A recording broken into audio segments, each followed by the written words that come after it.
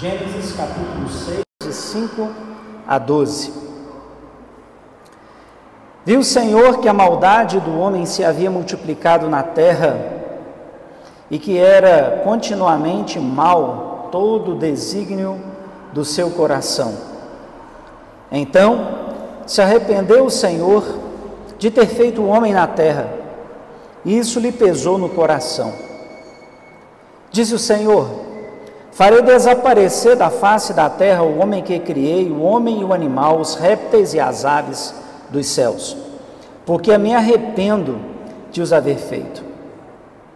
Porém, Noé achou graça diante do Senhor. Eis a história de Noé. Noé era homem justo e íntegro entre os seus contemporâneos. Noé andava com Deus. Gerou 3 filhos, Sem, Cã e Jafé. A terra estava corrompida à vista de Deus e cheia de violência.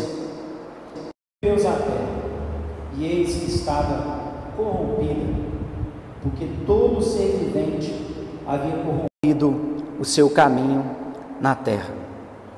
Agora, 1 Coríntios, capítulo 5, verso 45, você pode só ouvir, que diz assim: pois assim está escrito, o primeiro homem, Adão, foi feito alma vivente, o último Adão, porém, é espírito vivificante. Amém?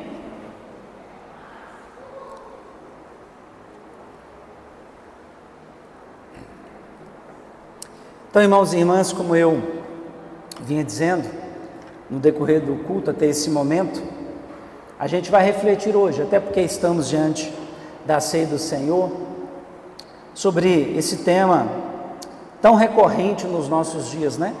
Para a gente entender um pouquinho, porque como cristão nós precisamos saber nos pautar no mundo, nós precisamos saber como nós nos comportamos, né? Como a gente responde às questões, ou como a gente se posiciona, inclusive. Coisa difícil, porque, né, em certos aspectos da nossa sociedade, a gente tem percebido que tem sido difícil poder se pronunciar sem ser mal entendido ou sem ser entendido como o lado de lá, né? Ao absurdo de, às vezes, nós virarmos até para irmão de fé dentro de uma igreja e entender que a decisão dele é uma decisão que ela é conduzida, né, ou representada por Satanás. Temos chegado a esse limite. É um tema difícil, mas hoje eu quero não ficar só nessa polêmica, né, mas eu quero ir mais profundo para nós entendermos por que tudo isso acontece. Por que às vezes nós olhamos para alguém próximo a nós, até da nossa própria família, e o rejeitamos, e o dispensamos, e às vezes até nos opomos a ele ou a ela, por causa da decisão, da posição que a gente toma.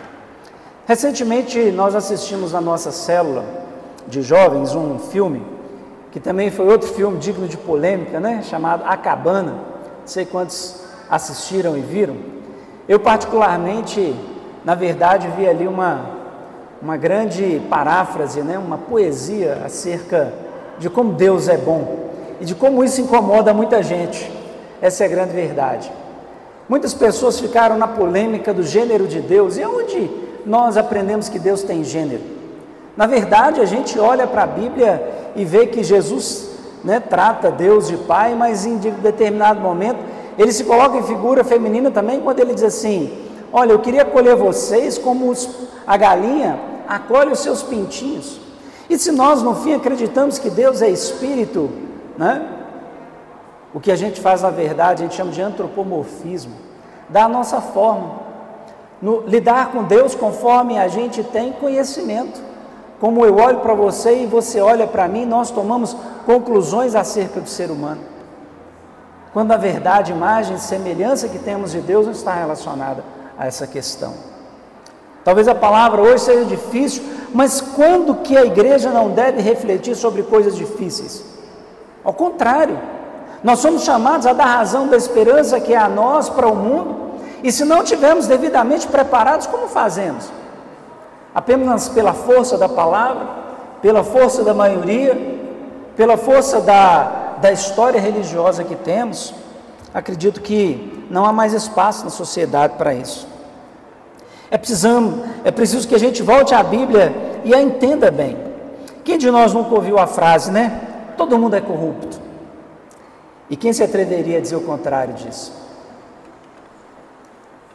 No pouco ou no muito? Eu me lembro de uma história, aconteceu em 2005, uma mulher chamada, acho que se não me engano, Angélica, e ela foi presa porque entrou num supermercado e, segundo a história dela, o filho queria comer manteiga e ela roubou um pote de manteiga. Na ocasião custava R$ 3,10 e ela já estava há 4 meses na cadeia e pedindo, né, ali um habeas corpus, ainda lhe foi negado, porque afinal de contas o que ela fez está errado. Nos lembra uma outra expressão bíblica de Paulo, que ele diz: todos pecaram e destituídos estão da glória de Deus.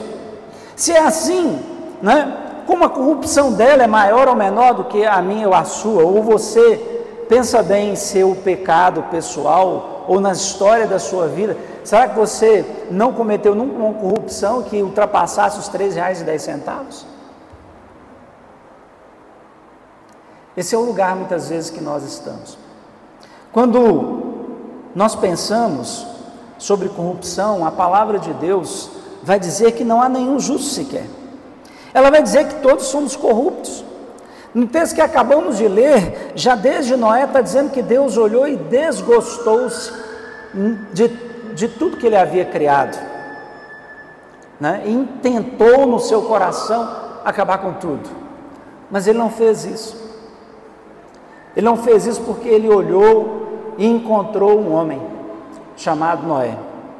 E aqui eu vou para o primeiro ponto da nossa pregação nessa noite, que diante dessa ideia de corrupção, que nada mais é do que pecado, porque quando a gente olha o tema da corrupção, e quando a gente vai no dicionário, está dizendo assim: corrupção é o efeito ou ato de corromper alguém ou algo, com a finalidade de obter vantagens em relação aos outros por meios considerados ilegais ou ilícitos. Etimologicamente significa o que a palavra significa lá na sua raiz, lá na primeira vez em que ela foi definida. O termo surgiu a partir do latim corruptus, que significa ato de quebrar aos pedaços. Daí a gente trouxe o sentido. Ou seja, decompor e deteriorar algo. E quando a gente olha para o texto bíblico, Deus olhou e viu isso, que o mundo estava deteriorado. Não foi daquele jeito que ele planejou, não foi daquele jeito que ele imaginou. Ele olhou para todas as coisas e disse assim: não era assim que eu gostaria que o homem e os animais se relacionassem, se comportassem. Toda a criação geme, diz Paulo, esperando o tempo da redenção, ou seja, ela também sofre todos os males da corrupção. Nada há que nós possamos olhar para esse mundo e dizer: puxa, isso aqui está 100%, isso aqui assim não há nenhuma falha, não há nenhum indício de que falta alguma coisa, está tudo muito bom. Nós concordamos tanto sobre isso, né? Ou você pode me dar um exemplo, ou pensar num exemplo de que isso aqui nunca foi corruptível, isso aqui é para a eternidade. A gente sabe que nesse mundo não é assim, né? Até os metais mais nobres, até os metais mais preciosos, com o tempo eles ou se decompõem ou eles se fazem em pedaços, perdem, né? Talvez aí, perdem a sua natureza primordial. Quando nós lemos em Gênesis 6:3, está dizendo o seguinte: então disse o Senhor: o meu espírito não agirá para sempre no homem, pois esse é carnal, e os seus dias serão 120 anos. Está aqui talvez a maior prova, né? de que nós agora morremos, nos corrompemos, nos quebramos, não somos capazes de estar sempre novinhos. Não acontece todo dia o que aconteceu com Naamã, que por vontade de Deus sua pele se tornou como de um bebê, de uma criança recém-nascida, né? Que coisa linda que é, cheirosa, lisinha, sem defeito, né? Parece sem mancha. Se tudo aconteceu normal, é muito lindo. Mas não, nós todo dia estamos sendo corrompidos, até mesmo em nossa carne. Todo dia, né? A gente vai vendo isso quando parte aí dos 40 para cima, né? Vem os cabelos brancos, vem as primeiras rugas, vem aquela falta de vitalidade dos 20, dos 30, a gente vai se corrompendo, inclusive, em nossa própria idade. Sabe por quê? Porque aqui está respondido, Deus tirou o seu espírito do ser humano, e ele passou até os dias contados na terra. Está escrito, está aqui. E ainda há gente que pensa que não é corrupto, ainda há gente que pensa que não peca, ainda há quem pense que, puxa, eu nunca fiz mal para ninguém. Está em sua própria carne e ela não percebe, está em sua própria existência, em sua própria natureza, depois da queda, e ela ainda não vê isso. Eu quero falar sobre duas tentativas hoje de resolver esse problema da corrupção. Uma delas está na história do Antigo Testamento, na história de toda a humanidade, chamada lei, né? A lei foi a primeira tentativa, porque quando Deus deu os preceitos bíblicos, é para que eles pudessem evitar o erro, é para que eles pudessem conduzir a uma vida melhor, é para que as pessoas vivendo a partir da lei de Deus, pudessem, ao observá-la, terem uma vida satisfeita consigo mesmo e com o seu próximo. E a gente conhece o resultado, não deu certo, não por causa de Deus. Paulo explica muito bem, não deu certo por causa da gente. A lei é perfeita, boa e agradável. Mas por que o apóstolo Paulo fala de si mesmo? Mas eu sou vendido à minha própria carne. Deus disse desde o Gênesis que os nossos dias agora seriam contados, abreviados. A nossa própria carne deflagra a corrupção em nós, deflagra a falta de perfeição, deflagra essa maldade original que todos carregamos. Embora possamos querer dizer que não, embora alguns queiram ser mais justos do que os outros, e aí eu volto lá no filme de novo, né? No momento da caverna, não sei, estou dando alguns spoilers aqui, não sei para quem já assistiu, mas tem um momento da caverna que aquele moço que perdera sua filha na mão de alguém que num acampamento a levou e ele não soube mais o que aconteceu e como aconteceu da sua perda. O que acontece é que quando ele está lá naquela caverna, ele é colocado no trono para julgar.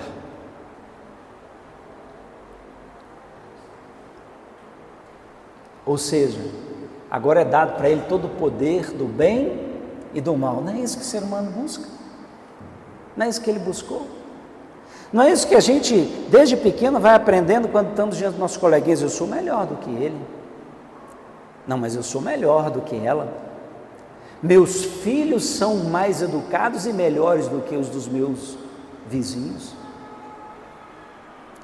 nós somos de uma natureza melhor. Essa questão da natureza, nós caímos numa burrice tão grande que no momento da humanidade, nós, até foi tema do Enem, né? Nós tratamos com inferioridade outros povos por causa da cor que tem. Aonde chegamos, eu me lembro que eu era menino e um crente chegou para o meu pai e disse: você sabia que a marca de Caim é a negritude? Tem muita gente, inclusive hoje, que pensa sobre isso, e é exatamente desse jeito, tema do Enem de hoje. e crentes. Diz para mim aí, você nunca teve um pensamento ruim e ele então, por lógica, não te faz suspeitar de o que você pensa que é bom para você, pode não ser para o seu próximo? É exatamente essa a grande questão que pega para aquele homem.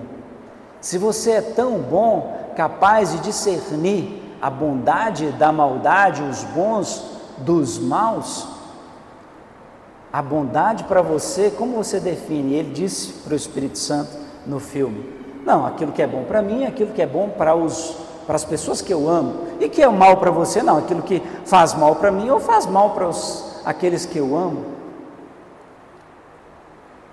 Como somos passionais, né? Como temos uma mente tão restrita que a gente só é capaz de ver a gente e os nossos próprios. Quando Deus criou todo o mundo à sua imagem e semelhança, todas as pessoas para serem dele conforme ele. A lei, irmãos e irmãs, portanto, não deu certo, porque ela é perfeita, boa e agradável, porque ela reflete a mentalidade e a natureza de Deus. Ela é para toda a humanidade, não apenas para alguns. Ela é para todos os seres humanos, alguns, ainda que alguns tenham sido melhor escolhidos ou nascidos em circunstâncias melhores do que os outros e as outras. E Deus então olha toda a humanidade como aqueles que, portanto, precisam do seu resgate e da sua bênção. Ele disse em Abraão: em ti serão benditas todas as famílias da terra. Deus tentou aqui em Noé, né? Vamos dar mais uma chance, vamos pegar esse homem que é justo e bom, esse homem que é íntegro diante da lei, esse homem que, né, me agrada, me obedece, vamos tentar com ele. E a gente sabe que não deu certo. A lei, ela evoca a advocacia, que a gente conhece, sabe por quê? Porque uma vez que ela é circunscrita e ela vale para os seres humanos, ou os seres humanos não serão capazes de cumpri-la toda, como aquela mulher que roubou uma margarina e por isso foi para a cadeia, a lei também é para ela. De alguma maneira ela foi corrupta. As proporções a gente pode discordar, porque tem corruptos aí, né, que calotam em milhões e não vão para a cadeia, nem por isso deixam de ser corruptos, nem por isso deixam de ser. A pequena ou a grande diante da lei é a mesma coisa, porque se em um ponto nós falhamos, não existe mais a lógica da perfeição em nós. E é exatamente esse o ponto que nós precisamos refletir e pensar então por que a gente sempre pensa ser melhor do que alguém, ser maior do que alguém, ter a recompensa maior do que alguém, ser mais bem sucedido do que alguém, porque essa é a lógica da lei do mundo. Essa lógica traz a morte, essa lógica traz uma punição desigual, essa lógica traz a brecha de dizer: não está escrito, se não está escrito eu posso fazer. Tem muita gente que usa essa lógica na Bíblia, a favor e contra. Tem pessoas que, embora a nova disposição em Cristo Jesus tenha dito que ele veio, né, para que os menores tivessem oportunidade, os menos favorecidos agora o fossem, porque segundo a lei não eram mais. Segundo a lei haviam os gentios, segundo a lei haviam os impuros, segundo a lei haviam aqueles que ainda em vida já tinham sido julgados e decretados e condenados ao inferno. Segundo a lei, no tempo de Jesus, existiam aqueles que não podiam entrar no templo porque tinham enfermidades. Segundo a lei, se alguém nascesse com um defeito físico, já estava condenado. Sabia disso? Está lá em João 8 o testemunho dos próprios discípulos que pensavam assim. Ao chegarem para Jesus e dizerem: Jesus, afinal, quem pecou? Ele ou os seus pais para que nascesse cego? A ideia de maldição também está na Bíblia. A ideia de muita coisa errada também está na Bíblia. Por isso que ela é como uma espada de dois gumes, corta dos dois lados, depende de como você define ou julga. Por isso, irmãos e irmãs, que Jesus foi sábio e quis nos ensinar que o nosso papel não é de juiz, que o nosso papel não é de a gente se considerar melhor ou maior ou menor ou inferior. Por isso que tantas doenças emocionais surgem a partir dos nossos relacionamentos, quando nós colocamos pontos desiguais entre uns com os outros. Por isso que surgem. Mas ele diz assim: mas todos aqueles que o aceitarem serão feitos filhos de Deus. A essa parte da lei, Deus nos visitou com a graça. Deus nos visitou definitivamente com o Salvador. O texto diz que Jesus se fez carne, Deus se fez carne, e habitou entre nós cheio de graça e de verdade. Deus se tornou humano para que nós pudéssemos perceber como os humanos são, porque no fim os próprios seres humanos mataram a Deus. E tem gente que se escandaliza quando um filósofo, chamado Sartre, vai dizer assim: Deus está morto, e nem muitas vezes sabe ler o filósofo, só pega a frase. Porque com formação filosófica, quando ele está dizendo isso, ele está exatamente fazendo o que Deus fez em Gênesis. Ele está olhando para o mundo, ele está olhando para as pessoas e fala: conforme nós vivemos e definimos as coisas, Deus está morto. Como ele pode estar vivo se nós o servimos e vivemos desse jeito? Sabe por que nós não fomos consumidos? Por causa do amor de Deus. Sabe por que hoje nós ainda existimos? Por causa da graça de Deus, não pelos nossos méritos, não pelo nosso favor, não pelo nosso bem, afinal, qual de nós não é corrupto? Esse é o ponto da palavra nessa noite. E por que a gente insiste em julgar, condenar e até levar pessoas à morte? Eu me escandalizo um pouco, sabe? Quando eu vejo em alguns países, como daquele que nos evangelizou, que são os Estados Unidos, em alguns dos seus estados, a pena de morte para as pessoas. Como que nós chegamos ao limite de tomar o lugar de Deus, julgar e condenar? É fácil. É fácil. Hoje eu estou aqui diante de vocês. Deus é tão bom que Ele nos dá uma persona. A persona é uma palavra usada nas tragédias gregas para as pessoas. Os atores e atrizes são personas, porque quando ele deixa a sua própria identidade e assume outras identidades, Tem ator e atriz, dizem por aí, já até apanharam na rua por causa do personagem que fizeram. Nós temos personas em nós. Quem me vê aqui, talvez se conhecesse os pecados com os quais eu luto, não estivesse me ouvindo hoje. Talvez você esteja na mesma condição que eu, e se alguém te conhecesse em tudo, em toda a sua vida, naquelas coisas que você mais esconde, naquelas coisas que você mais tem vergonha, naquelas coisas que você não quer que ninguém saiba, talvez não te considerasse do mesmo jeito que te considera hoje. Por isso nós não deveríamos julgar. Por isso Jesus veio e disse: eu não vim julgar, mas eu vim salvar o que está perdido. Jesus, irmãos e irmãs, veio e se contaminou na cruz pelos nossos pecados e pela nossa corrupção, para que Ele pudesse mostrar para nós, em toda a sua humildade, sofrimento e entrega, como nós deveríamos viver. Porque se, como Ele, não julgássemos a nós mesmos e nem aos outros, mas nos entregássemos ao amor e à graça de Deus, seríamos melhores do que somos hoje, em muitos aspectos, certamente. Talvez não teríamos ensinado certas coisas aos nossos filhos e filhas, que os fez se considerarem melhores do que os outros. Talvez nós mesmos não tivéssemos assumido certas palavras, ideologias e posições, se tivéssemos entendido, como diz Paulo, né? A altura, a profundidade e a largura do amor de Deus e da obra de Cristo Jesus. Por isso, irmãos e irmãs, que a resposta à lei é a graça. Por isso que a resposta à lei, que tem suas brechas, e suas brechas, por causa delas vem a morte, e por causa delas vem os juízos díspares, é que veio a salvação em Cristo Jesus, pelos seus méritos, não pelos nossos mesmos. Por isso que ninguém que se arrepender é digno de Jesus.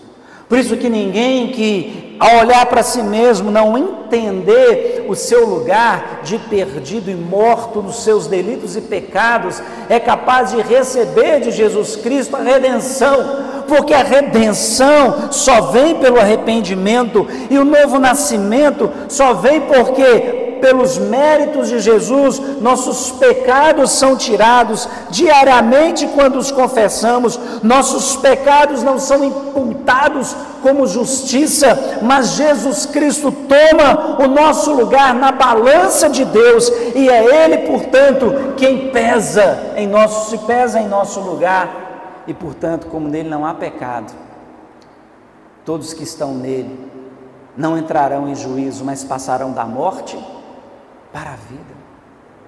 É preciso que você compreenda isso. É importante que você compreenda isso se você quer, na verdade, que o Evangelho flua a partir de você, que a boa nova aconteça a partir do seu interior, porque enquanto não entendermos que a corrupção é próprio de todo o mundo, enquanto não entendermos que nós estamos mesmo nesse lamaçal, nesse lugar de lamaçal, e enquanto, portanto, não permitirmos que o sangue de Jesus seja jogado sobre nós, como nós podemos ser limpos? Como nós podemos sair da ira de Deus? Como nós podemos nos livrar da morte eterna? Porque Ele, o grande juiz, já fez isso. É interessante que até a pessoa que se denomina ateia, ela também concorda que todas as pessoas e todo mundo é corrupto, mas não tem a humildade de perceber, portanto, que precisa se dobrar ante aquele que se fez corrupção por nós, mas também, por isso exatamente, foi ressuscitado e glorificado em toda a santidade, e nos deu de presente a sua santidade, que é o Espírito Santo, para que Ele viva em nós, e para que Ele, portanto, tire a nossa culpa, e nos dê a liberdade também para não culpar ninguém. Esse é o cerne do Evangelho. O Evangelho não se faz de culpa, não se faz de juízo, mas se faz de boa nova e de graça, e nós deixamos o juízo para aquele que pode julgar, e é justo em todas as coisas, e que decidiu não julgar pelos nossos méritos, mas julgar pela obra redentora em Cristo Jesus. Por isso, irmãos e irmãs, que se espera do crente boas novas. Quando você abre sua Bíblia em Efésios 2,10, diz lá: em Cristo fomos feitos para as boas obras, a fim de que andássemos nelas. Por isso que quando o mundo olha para nós e nos cobra certas posturas, e nos cobra, né, o lugar da acolhida, e nos cobra, né, o lugar do não juízo, ele tem razão nisso, porque quem está em Cristo Jesus perdeu a natureza humana e ganhou a natureza celestial. É isso que Paulo diz. Nós fomos revestidos de novo, ou seja, vestidos de novo de vestes espirituais, da santidade do Espírito de Deus. Esse Espírito que saiu aqui do ser humano em Gênesis, agora nós o ganhamos de novo em Cristo Jesus, porque Cristo, que ele anulou a obra do primeiro Adão, sendo ele não o segundo, mas o último, de uma vez por todas. o derradeiro. Aquele que, portanto, se justifica em Cristo, está livre da corrupção, não porque não a faça, mas porque no último dia Deus não a irá colocar na sua conta, mas Jesus vai tomar o seu lugar, e portanto, Ele vai dizer: benditos de meu Pai, possui por herança o que vos está preparado desde a fundação do mundo. Nessa noite, irmãos e irmãs, nós somos levados a pensar nessa palavra e tomarmos uma posição cristã. E o cristão é aquele que é chamado a viver pelo fruto do Espírito Santo. Não aqueles que simplesmente ocorrem entre nós e que nos leva a um lugar melhor e nos sentimos melhor, como falar em línguas. Eu falo do fruto do Espírito Santo como aquele que está lá em Gálatas 5, versículos 22, 19, são todos ali, que vai dizer assim, e começa pelo amor. Começa pelo amor. E a palavra de Deus vai dizer que o amor é capaz de cobrir multidão de pecados. Multidões de pecados. O amor não nos dá lugar do juízo. Ele nos tira desse lugar e nos coloca no lugar do serviço, no lugar da misericórdia, no lugar da temperança, do domínio próprio, da longanimidade. Nos coloca na afeição e na disposição do Espírito Santo em alcançar o coração do homem. Por isso que Paulo também vai dizer, e assim eu vou terminando, que o Espírito Santo geme inexprimivelmente por nós, quando não sabemos como orar, como levar diante de Deus a dor do nosso coração. Por isso Deus leva a dor da humanidade. Por isso que todas as pessoas que em Cristo Jesus o clamarem, Ele ouvirá. Por isso que todas as pessoas em Cristo Jesus que o buscarem, Ele vai acolher e vai dar a sua salvação. É interessante que nós falamos na salvação e na justificação pela graça e pela fé, mas constantemente estamos dizendo quem vai para o céu e quem não vai. Constantemente estamos dizendo, mas a gente está usando a Bíblia para fazer isso. Mas a Bíblia diz que todos pecaram e destituídos estão da glória de Deus.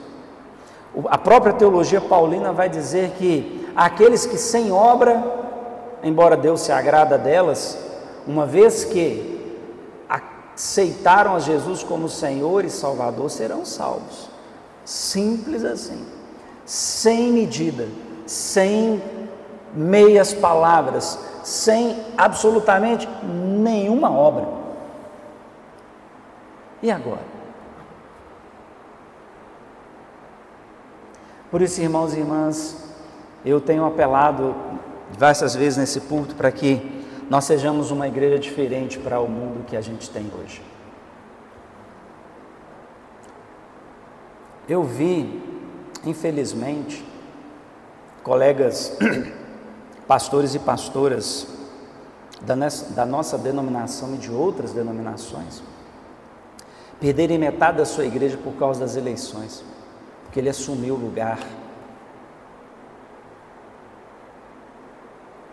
porque ele não entendeu o princípio da corrupção humana e da graça de Deus e apostou no ser humano como se ele fosse justo e demonizou o outro.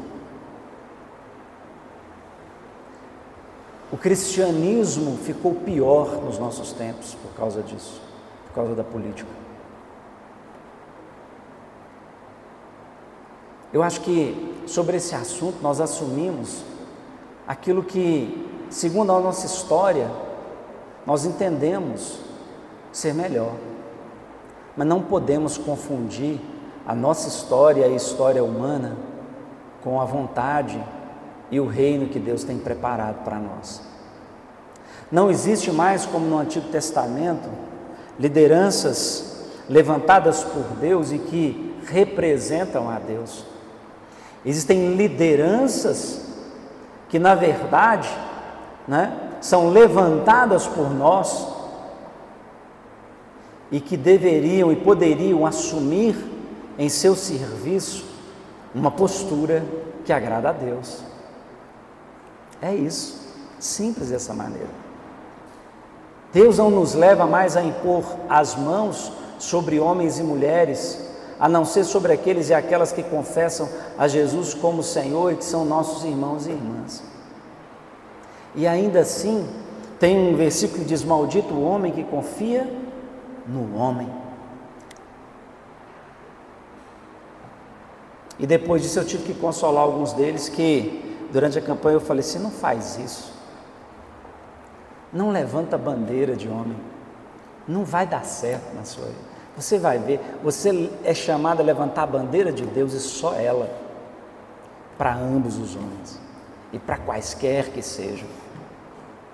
Nós somos chamados, irmãos e irmãs, a ser luz quando aquilo que o Espírito Santo fez em nós, então, nós somos usados para levar a transformação para o próximo. A bondade de Deus em nós é fruto da ação e obra do Espírito Santo e não de nós mesmos. Portanto, toda a nossa ação, uma vez no Espírito Santo, como diz Paulo, ela é feita para, ele diz ainda, se alguma virtude há, ainda assim, quando a gente pega a lista de Filipenses das virtudes que Paulo diz ali, no final ele ainda põe um se alguma virtude há nessas coisas boas, seja disso que se ocupe a vossa mente e o vosso coração. Porque só o Espírito Santo pode de fato tornar boas as coisas a partir de nós. Por isso que Paulo diz: eu não vivo mais, mas Cristo vive em mim. Neguei o homem que vivia na carne para poder viver do Espírito. As coisas de Deus se compreendem e se fazem espiritualmente, pois o homem natural não as compreende nem é capaz de vivê-las. Que nessa noite você possa de fato olhar para a sua caminhada cristã e olhar para os desafios que temos diante de nós que estão aí fora. E aqui até entre nós acontece, às vezes se põe, para que nós aprendamos que toda a nossa salvação não está na nossa própria justiça, nem na lei da própria Bíblia, mas está em acolhermos o Senhor Jesus e permitirmos que o Espírito nos inspire diante dos desafios que a gente tem que responder nesse mundo. Porque a própria Bíblia pode ser um problema, quando ela não é traduzida pelo Espírito Santo, e a gente não a vive em nossa vida a partir do que o próprio Espírito coloca em nós. Que, portanto, irmãos e irmãs, nós sejamos edificados, ou pelo menos essa palavra nos leve a refletir nossas ações, nossos pensamentos, nossos comportamentos, e faça de nós cristãos e cristãs melhores para o mundo, melhores uns para os outros, para que de fato a gente tenha a construção de um reino conforme o coração de Deus.